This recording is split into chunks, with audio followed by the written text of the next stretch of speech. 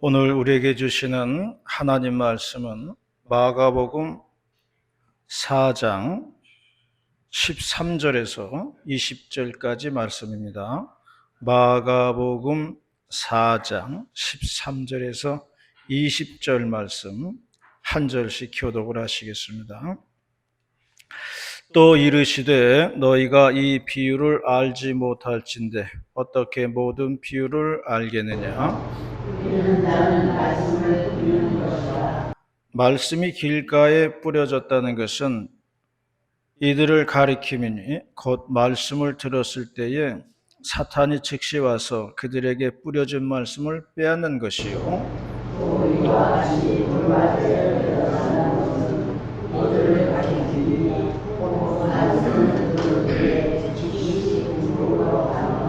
그 속에 뿌리가 없어 잠깐 견디다가 말씀으로 인하여 환난이나 박해가 일어나는 때에는 곧 넘어지는 자요.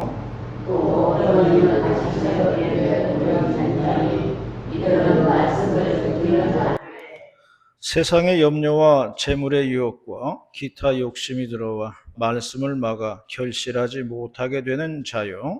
좋은 땅에 뿌려졌다는 것은 곧 말씀을 듣고 다가 30이나 60이나 100배의 결실을 하는 자니라. 아멘. 오늘은 설교를 듣기 전에 먼저 그림 한 장을 보고서 시작하도록 하겠습니다. 화가 루벤스라는 사람이 그린 그림인데요. 제목은 사자굴 속의 다니엘입니다. 우리가 아는 것처럼 다니엘은 하나님 말씀을 잘 지켰는데 그것 때문에 오히려 모함을 받아가지고 사자굴 속으로 던져지게 되지요. 그래서 그림에서도 보는 것처럼 무시무시한 사자들이 지금 득실거리고 있죠. 근데 이때 다니엘의 표정을 보시기를 바랍니다. 다니엘은 하늘에서 내려오는 한 줄기 빛을 바라보고 있어요. 우리가 성경에서 알듯이 다니엘은 이때 사자들한테 잡아먹히지 않았습니다. 살아서 나왔다고 기록이 되어 있어요. 천하의 다니엘일지라도 사자하고 싸워서는 이길 수가 없습니다. 하지만 하늘을 바라보면요, 살 수 있다는 것을 가르쳐 주고 있어요.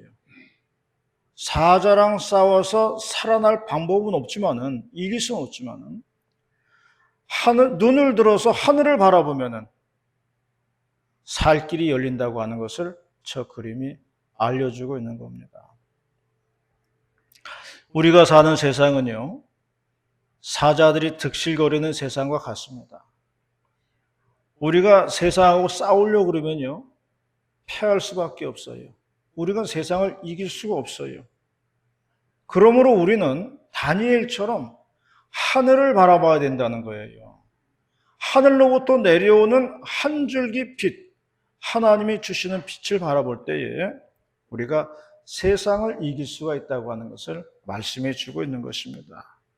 그러므로 우리는 오직 하늘에서 내려오는 하나님의 은총에 의지할 때 우리는 살아갈 힘을 얻게 된다는 것을 말해주고 있어요. 오늘 7월 둘째 주일입니다. 말씀은 씨 뿌리는 자의 비유예요. 씨 뿌리는 자가 씨앗을 뿌려서 30배, 60배, 100배의 결실을 거두었다는 말씀입니다. 오늘 본문을 통해서 우리에게 주시는 하나님 말씀을 듣고자 합니다. 첫 번째로 말씀하는 것은 파종하는 자의 수고가 있어야 한다는 것이에요. 파종하는 자의 수고가 있다는 겁니다. 14절 말씀을 다 같이 봉독합니다. 14절 말씀 시작.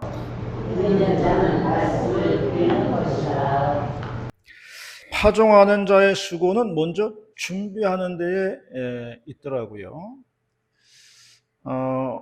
지난 가을에 한 권사님 모셔 드리려고 이제 갔는데 그 앞에 논들이 있잖아요. 근데 늦은 가을인데 다 논을 갈아엎었더라고요.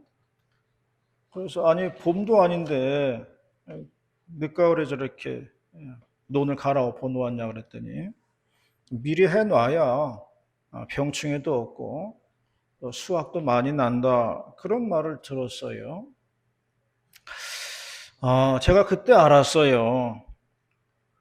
농부가 봄이 돼가지고 농사를 시작하는 게 아니라는 거예요. 그 이전에 이미 추수 끝나면요. 다음에 농사를 준비하더라고요. 그래서 땅이 얼기 전에 갈아엎어 놓는 거예요, 미리. 그래서 봄이 되기도 전에 다 준비를 해 놓더라는 거죠. 파종하는 수고는요, 미리 준비 과정이 있다는 겁니다. 그러므로 우리도 하나님께 응답을 주실 때는요, 하나님께서 우리에게 응답을 주실 때는요, 준비 단계가 있어요. 준비하는 과정이 있다는 거예요. 그게 뭐냐면, 기도하게 하신다는 겁니다. 기도하고 싶은 마음이 들어요. 그러면 하나님께서 무언가 주시겠다고 하는 사인이에요. 또 하나님이 또 감동 주실 때가 있어요. 무언가 해놓고 싶은 마음이 들어요. 무언가를 하고 싶다. 그런 마음 들 때 있습니다. 그리고 그 일을 할 때에 기뻐요. 기쁨이 생겨요. 감사한 겁니다. 그러면 그거는 성령께서 인도하시는 거예요. 그러므로 우리 마음에 기도하고픈 마음이 생긴다거나 감동을 주신다거나 열심을 주신다면 하나님의 인도하심으로 믿고 순종을 해야 하는 것입니다. 그러면 하나님의 역사하심을 우리가 볼 수가 있다는 겁니다. 호세아 선지자는 말했습니다. 너희 묵은 땅을 기경하라고 했습니다. 그러므로 먼저 우리의 심령의 밭이 준비되어야 한다는 것입니다. 그리고 거기에다가 하나님께서 말씀의 씨앗을 파종한다는 것을 우리가 알아야 되겠습니다. 옛날에 어느 고을에 게으름만 피우는 두 아들을 둔 그런 땅 부자가 있었다고 그래요. 땅은 억수로 많은데 이 아들 둘이 일하기를 싫어하는 거예요. 그래서 아버지가 고민이 많았습니다. 그래서 아버지가 죽으면서 두 아들에게 유언을 했어요. 황금 덩어리를 밭에다가 파묻어 놓았다. 그러나 어디라고 가르쳐 주지는 않겠다. 너희들이 황금을 얻고 싶거들랑 땅을 열심히 파보아라. 그러면 황금을 발견할 것이다. 그러면서 죽었어요. 이제 두 아들이 아버지가 남겨놓은 그 황금을 찾고 싶어서 열심히 땅을 판 거예요. 그러나 뭐 황금은 나오질 않는 겁니다. 근데 다 파고 보니까 땅이 다 그냥 갈아엎어진 거예요. 아들들은 그동안 수고한 게 아까워가지고 거기다가 씨앗을 파종했다는 거죠. 추수 때가 되자 곡식이 익어가지고 들녘이 아주 황금 물결이 되었습니다. 그것을 보고서 아들들은 아버지의 뜻을 깨달았다는 거지요. 이것이 황금이로구나. 다른 게 황금이 아니라 이게 황금이로구나. 꼭 황금이 뭐 골드바여야 된다는 법은 없어요. 들녘에 익은 곡식이 황금 물결을 이루면은 그게 곧 황금 덩어리라는 거죠. 하나님 말씀에 따라서 열심히 순종하면요, 거기에서 우리 황금도 얻는 것이고요, 거기에서 우리가 축복도 얻는 것이고요, 거기에서 우리가 오만 가지를 다 얻게 된다는 겁니다. 얼마 전에 우리 서남노회 동문회에 가지게 되었는데요, 수십 년 만에 그 김포중앙교회 원로 목사님이신 박용준 목사님 나오셨어요. 인사말을 하는데 정말 귀한 말씀 하시더라고요.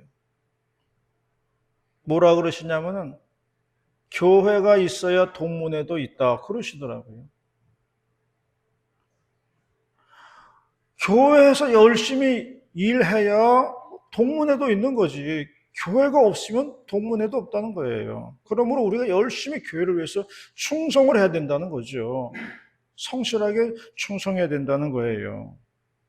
그럴 때 동문회도 발전을 한다. 그런 말씀을 하셨어요. 우리들의 알파와 오메가는 교회라는 것입니다. 그래서 교회에서 모든 것이 시작되고 교회에서 모든 것이 끝나는 겁니다. 그러므로 교회에서 열심히 말씀을 파조하는 사람들이 복을 받는 것이고요. 교회에서 열심히 말씀을 듣는 사람들이 복을 받게 되어 있는 것이에요.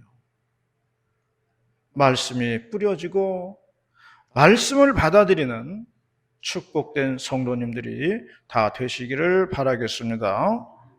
두 번째로 말씀하는 것은 가꾸는 자의 수고가 있어야 한다는 거예요. 15절 말씀입니다. 15절 말씀 다 같이 봉독합니다. 시작. 말씀이 길가에 뿌려졌다는 것은 이들을 가리킴이니 곧 말씀을 들었을 때에 사탄이 즉시 와서 그들에게 뿌려진 말씀을 빼앗는 것이고. 요즘 장마철에는 잡초들이 한창 자라는 때입니다. 그래서 저도 밭에서 풀을 뽑아주는데 그 새벽에 그냥 한 고랑씩 그냥 하고 있어요. 많이는 못하죠. 그런데 신기한 건 뭐냐면은 그렇게 극성을 부리던 모기가 왜 새벽엔 조용하더라고요. 새벽엔 왜 안 달려드는지 모르겠어요. 그래서 저는 생각하기를 모기들은 새벽에 잠을 자나 그런 생각이 들더라고요. 모기들이 새벽에 힘을 못 쓰더라고요. 그래서 일하기는 좀 편하더라고요. 예전에도 제가 얘기한 적이 있습니다만은 서울 교회예요. 그래도 규모가 있는 교회인데 그 목사님 사택 옆에 텃밭이 있다는 거죠. 그래서 자기는 생명 목회를 한다는 거예요.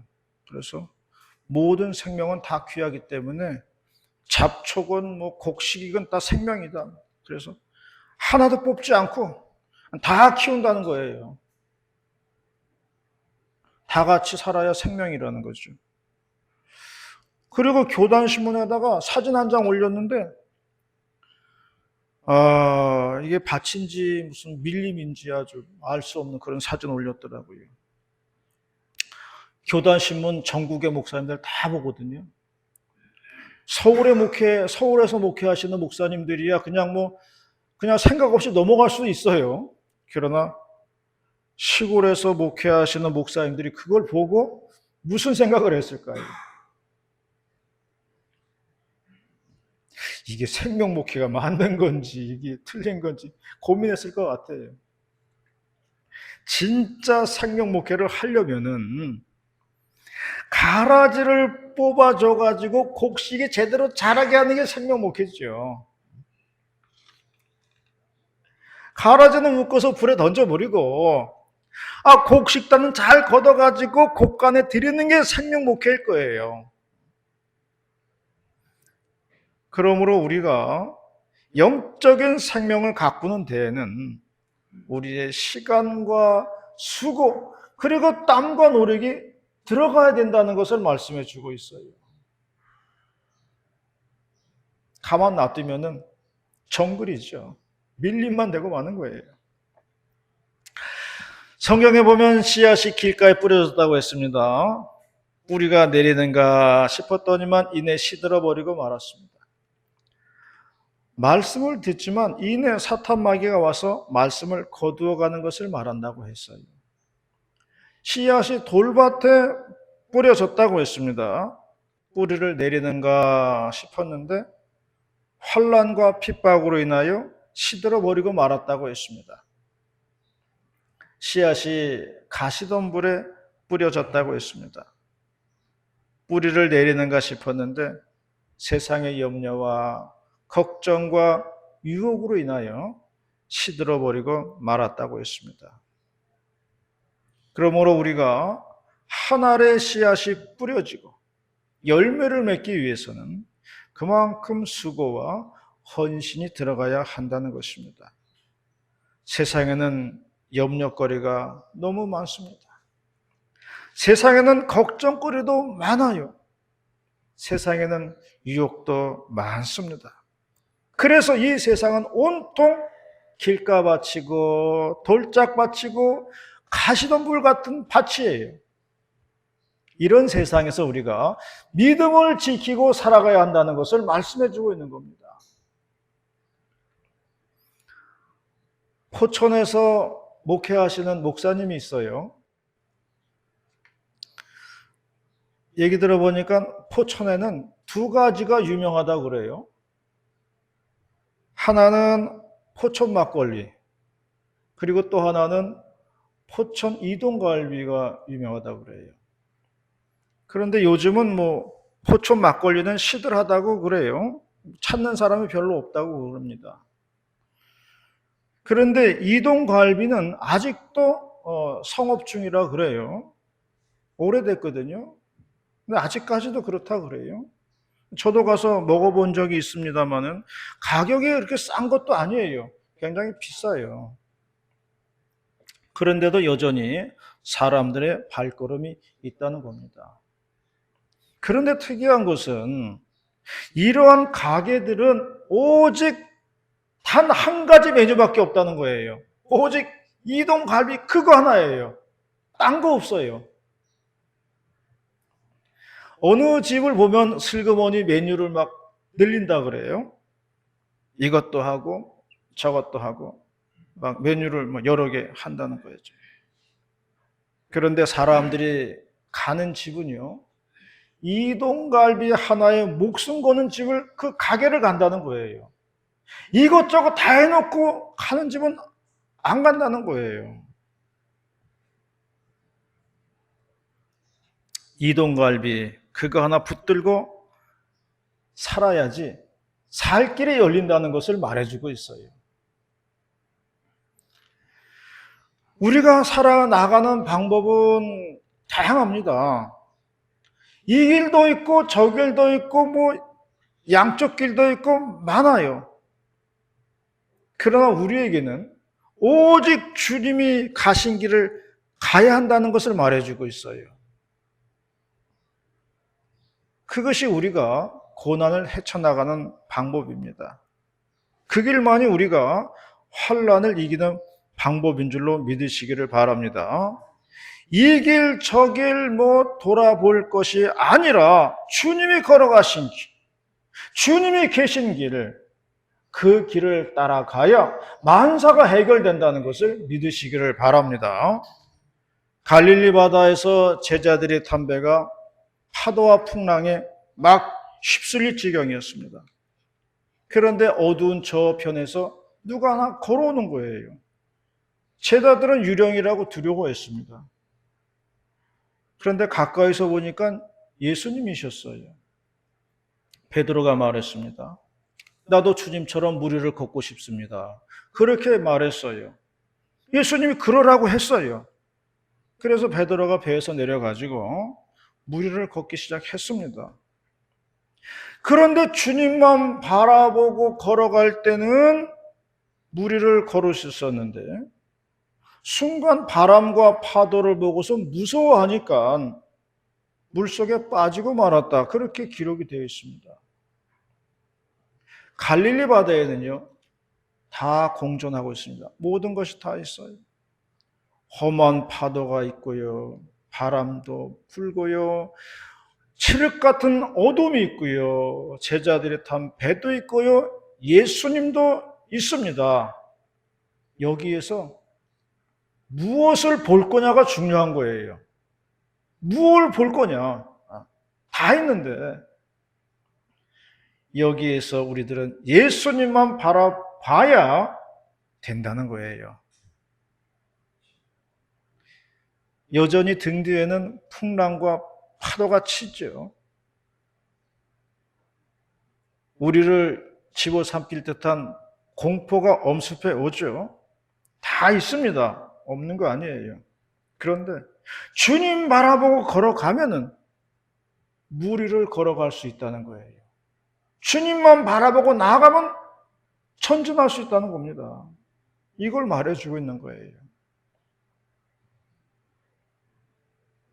풍랑이 일어나는 어지러운 나의 현실에서 주님만 바라보고 걸어가는 우리 모두가 되시기를 바랍니다. 세상은 어지럽습니다.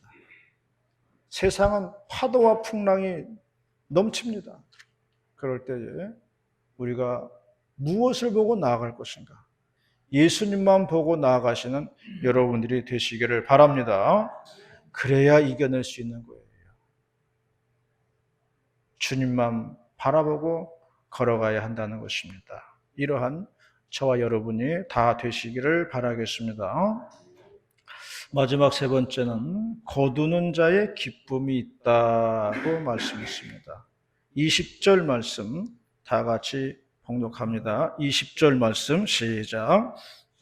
땅에 뿌려졌다는 것은 곧 말씀을 듣고 하나 30배나 60배나 100배의 결실을 하는 자니라.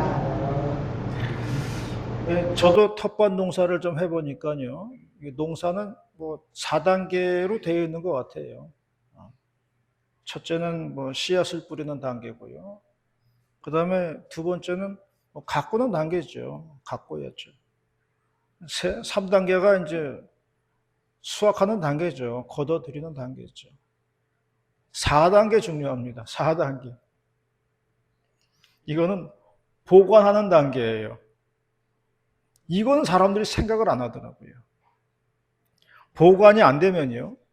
기껏 땀 흘려서 고생해 놓고서요. 다 썩혀서 버려요. 수고해서 열심히 거두긴 됐는데 썩혀서 버리는 게 많더라고요. 보관도 중요하더라고요. 그래서 성경에서 축복을 말할 때요. 너희가 땀 흘려 지은 농작물을 너희가 먹게 된다는 말씀을 하셨어요. 아니 당연한 거 아닙니까? 아니 내가 농사 지어서 내가 먹는 게 당연하지. 그게 무슨 복이냐? 그렇게 우리가 생각을 할 거예요. 그런데 우리가 기껏 수고하고 애썼는데 우리가 누리지 못하는 경우도 많다는 겁니다.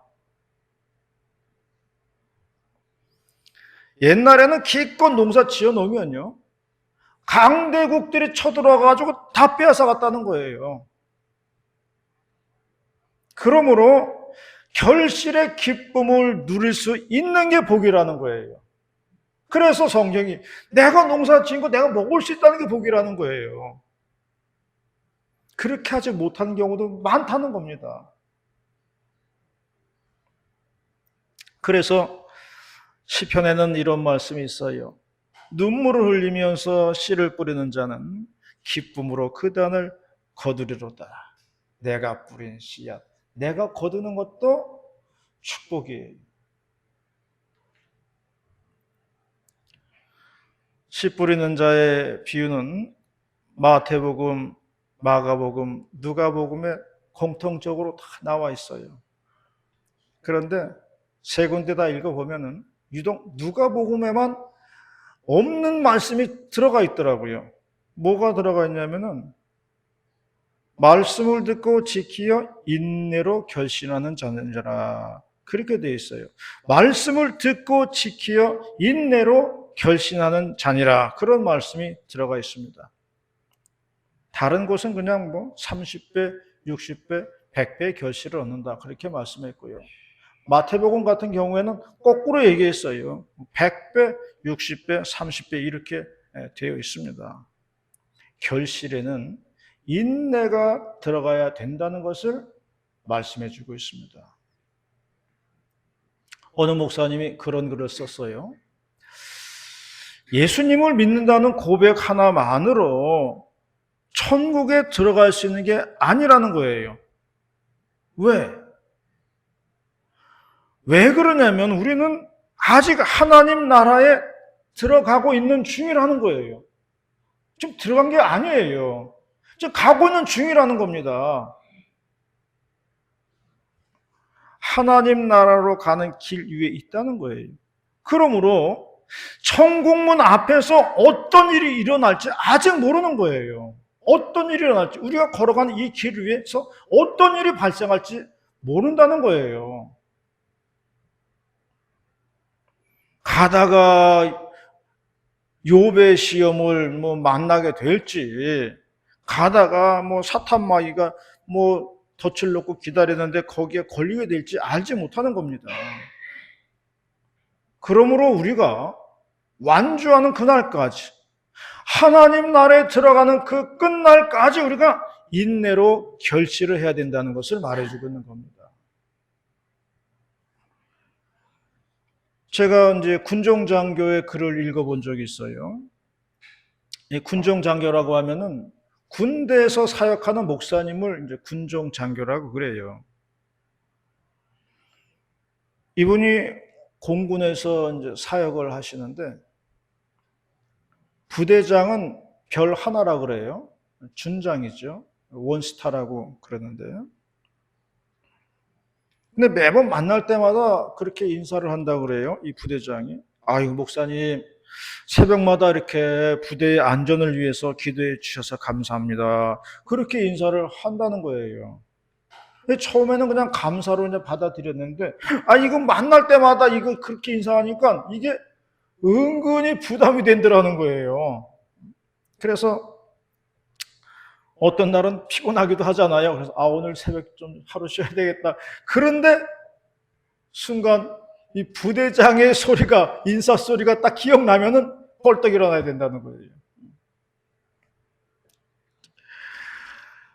그래서 새벽마다 이제 부대의 안전을 위해서 기도했다. 이제 그런 말씀을 했어요. 이분 말인즉은 이 공군의 주 업무는 딴 거 없다 그래요. 비행기 띄우고 비행기 착륙시키는 거, 이게 공군의 주 업무라고 그래요. 그게 전부라 그래요. 오직 그거 하나 위해서 존재한다 그래요. 비행기 띄우고 착륙시키고 이거예요.